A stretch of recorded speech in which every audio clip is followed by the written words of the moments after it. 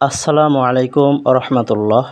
আজকে আমরা শব্দে শব্দে 25 নম্বর হাদিস শিখব। এর আগে 1 থেকে 24 নম্বর হাদিস শব্দে শব্দে আলোচনা করা হয়েছে, আপলোড করা হয়েছে। আপনারা যদি দেখে না থাকেন তাহলে অবশ্যই দেখে নেবেন।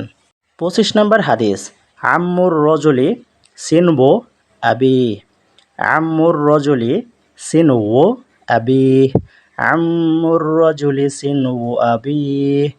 যদি কারো আরবি পড়তে অসুবিধা মনে হয়, পড়তে না পারেন, তাহলে উচ্চারণ দেওয়া আছে, উচ্চারণ দেখেও পড়তে পারেন, সমস্যা নেই। এখন আমরা শব্দের অর্থ শিখব। আম্মুন চাচা, আর রজুলি মানুষের, সিনবু সাদৃশ সমতুল্য, আবি তার পিতা। আম্মুর রজুলি সিনবু আবি, চাচা পিতার মতো, চাচা পিতার মতো।